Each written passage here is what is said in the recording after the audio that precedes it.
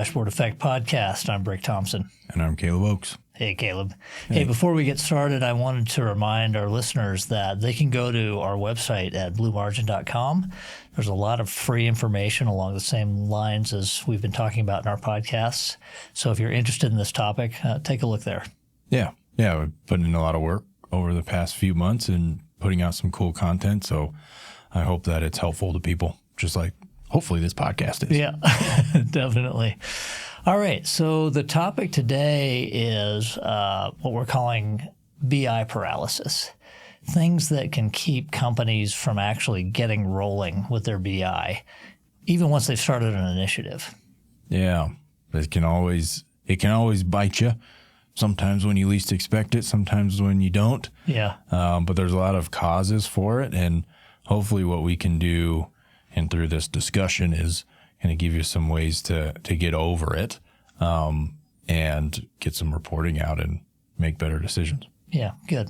I think one of the main causes that I see a lot is that there are stakeholder groups in a BI project that can't get in sync on business rules and business logic around KPIs and measures, that type of thing. And that they just spend too much time trying to get it perfect before they actually start putting stuff on paper, getting reports, not on paper, but on the screen, getting reports that they can look at. And we've certainly had that ourselves here at Blue Margin. And I can think specifically of a time that we were switching from billing by time and materials to fixed price projects. And so we needed to redo our reporting to understand how we were doing in these projects. And we did a project internally. We're good at this, but we got pretty hung up on getting the report perfect before we finalized it. And then in the end, we did what we recommend clients do, which is go ahead and get a draft out and start iterating. But it can even bite you if you're used to it and good at it. And I think maybe it bit us a little bit because we are expert. So we felt like, okay, we can make it perfect before we build it. Yeah, right. I mean, it's a perfectly reasonable thing to do, right? It's the thing. We got to get our logic. We have to know what we're going to report on first, and we got to figure this out so it's perfect, and then we can build a report. But there's two sides to every coin, right? There's the logic, and then there's how it actually fits to your data, right. And then actually, just seeing it. So there's those two things that you have to balance, and it's best to do those things kind of at the same time, right? Define the logic and also look at what it's doing on top of your data at the same time so that you can make a better decision on how you need to tweak the logic, if at all. And then, kind of in real time, you're seeing how it translates to your data. So it's important to do those things together. Yeah, I think it really is, or you can get stuck. And we've seen it with clients, even recent clients, especially clients that have a lot of different business units. And they don't maybe understand their data very well. And so they're sort of having discussions internally, maybe even arguments about how they should be calculating things. And in fact, if you could just build something and put it on the screen in front of them, they can very quickly zero in on how it should be. Yeah, where it might not be right or where it needs to be changed or things that are looking right. All those things just become a lot easier to find and identify, and it gets people on the same page a lot quicker. Yeah. I think the same thing happens just around data quality. So, you've got the issue of, all right, how are we going to calculate something simple like utilization of a resource, something like that? Sounds simple, but you bring, 5 different experts into the room. They might all 5 have different ways of calculating it. So that's kind of what we're talking about here. But you can also get it just around data quality. So if your data is not perfectly clean, let's say you don't have good master data management. So, for example, in your data, you have several entries for the same client. Let's say McDonald's restaurants is your client, and you have an entry for McDonald's restaurants, McDonald's, McD's. I think we've used this example before. They're all the same thing. And so you might feel like, okay, we've got to go fix all that master data management, get that all into just McDonald's before we start doing reporting. When in fact the opposite is really true. Do the report, or do a report that's specifically made for trying to help with fixing that data up, and you get there much quicker. Right. Yeah, you definitely get there quicker. And at the same time, as you're putting out these reports that maybe not perfect according to your definition. You know, you might have 3 different versions of McDonald's, but what that will do is it'll surface that information to the rest of the company. And the more that your company understands the intricacies and the ins and outs of your data, the better off you're going to be, because then they'll be able to make their own processes better. They're going to understand what they're looking at when they're consuming a report. It's just better for everybody the more knowledgeable your employees are around your own data. I think that's right. And if you take the approach of, hey, let's fix the data in the transactional system, let's say in the CRM or whatever, before we do any reporting, because we want to make sure it's exactly right before we get it out, you lose huge opportunity in time and actually in knowledge of people that can look at it. If you can take the data out of the transactional system and put it into a data lake house so that you can do discovery and analysis and so on more easily, you get to a better place much quicker. You may go fix the data back in the CRM in this example, the transactional system, but actually figuring out what you need to do, you can do more easily a lot of times when you have that data outside of the system. If I was that person that had to clean up the transactional system, first of all, it's kind of a boring, tedious, not fun job. So I'd want to know, why the hell am I doing this, right? Yeah. And if you've got like a draft of a report that's showing customer lifetime value, for example, and you've got 3 different McDonald's and you know that they should be one, it's pretty satisfying to go fix the data in the source and then see that report correct itself. It's actually awesome. Yeah. At least I like it anyway, but I'm kind of nerdy. Yeah, I agree. I must be too, because I find that very satisfying to scratch that itch.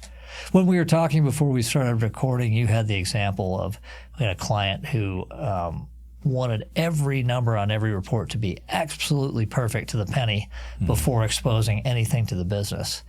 And well, you can tell us about that. You had an opinion on that. Yeah, well, I think in some cases that is appropriate, depending on what type of reporting you're doing. But in this case, it was more operational type sales reporting, and there's no, get the data out. Like it just delayed the process. I don't know how long, by a couple months probably, before people are actually seeing results. What that does is, one, it's like everybody else is like, what's going on over there? Like, it doesn't seem like you guys are doing anything.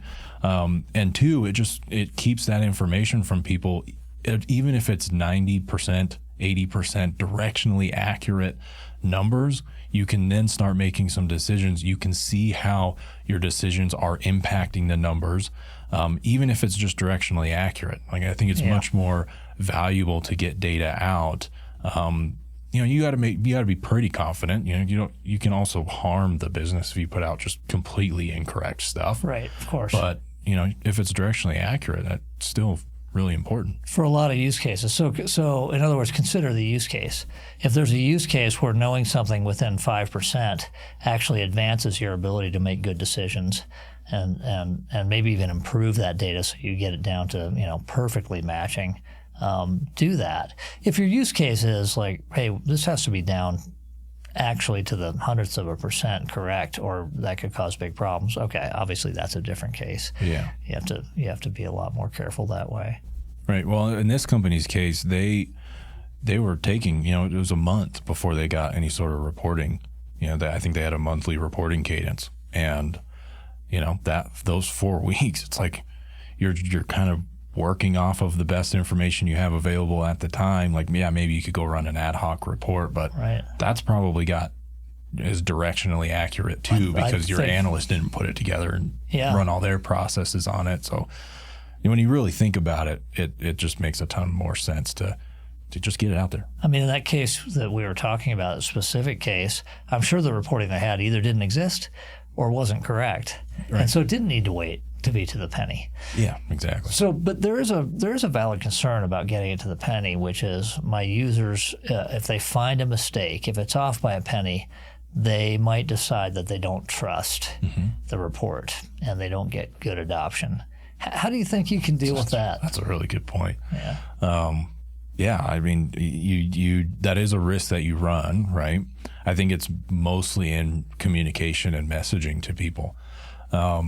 There's always going to be here, I guess here's where it gets interesting, right? Is that, let's say you're sending out a report every month. As soon as you send that report out, it's already old and obsolete and invalid. Like an hour later, if you go try and match that report to the source system, things have probably changed and it's not going to work anymore. That doesn't stop people from taking, let's say you put out a Power BI report, for example, that shows the same data as this monthly Excel report you put out. Doesn't stop people from looking at the Power BI report, then looking at the Excel report and be like, this is wrong. I think that kind of scenario is where, kind of going back to our initial, or a little bit earlier, we were talking about just getting people to understand the data. Like that's an education process. Like you're never going to have it. Never is too strong of a word, but it's not very often that you're going to say Power BI report matches exactly in total aggregate numbers to my source, because the source is live and your Power BI report probably refreshes on a schedule, right? You could make a live Power BI report too. Really good point. But, you know, it's always going to have some subtle differences. So once people start understanding data and just kind of the nature of it, and getting to the point where they do understand that having like this rolled up view and directionally accurate numbers is better than nothing, or a report that's a week old, right? Yeah. So, you know, it's tough. It's a good point. I mean, I think we've done things in the past that people could do too, which is you produce the report and you can put a banner on it that says this is a draft report. It's correct within 5%. Mm-hmm. Use it for directional things. Don't expect it to the penny. You know, we're working on it. You can put a whole note on there so that people know what the expectation is. I do think when you produce a perfectly formatted official report, there is an expectation that it's exactly right. And there will be, you know, you'll run into users who are sort of looking for a problem. And it's not inappropriate, actually. It helps you. It does help you get the report right. But giving them a heads up about, hey, we don't expect this to be perfect. Mm-hmm. And then you can change that banner when it's fully validated and everything's matching perfectly. You can change it to, I don't know how you would designate that, but some kind of designation there. Yeah, and to your point, like you want people to be looking for problems in it because it helps you suss those out and fix them faster. And even once you get a perfect report, things in your business are going to change. And you know what one field was used for at one point in time may change. Their process just changes, and you want things to change in your business, right? That means you're growing. It means you're making progress on things. So that's going to throw your reports off, and they're going to be wrong again. And I think that's where it all comes back to education of people that are looking at the reports. Like you got to know that this is not. That this is kind of it's an evolving thing, right? Right. It's a living entity, actually. Right. And that's something we've found in our business where in the old days we would do sort of these monolithic projects to produce a report. And what we've learned is that you're just going to need to iterate reports ongoing, either internally. Hopefully the company has resources that can do that, or sign up with us to have us monthly help do that. We learned that internally here. Years ago, we thought we could have perfect reports and they would stand forever. We learned really quickly that, you know, as the business is changing, we're changing those reports constantly. Right. And so get that expectation in there. Yeah. I think it's important. Yeah, it makes your life a lot easier. And it may be hard to have that expectation because when you're using your transactional systems, they come with a reporting suite usually, and those don't change at all. They're usually, you can't customize them much. Maybe you can change visualizations or where things are on the page, which actually that can get you a long way sometimes. But there may be an expectation that the report's the report. That's just how it is. And you know, I encourage people as they're thinking about it to not think of it that way. Realize it's going to evolve. It should be. You should be improving it. Right. Exactly. That's what you want. All right. BI paralysis. Don't fall victim. Yeah. Overcome it. All right. Thanks, Ken. All right, thanks.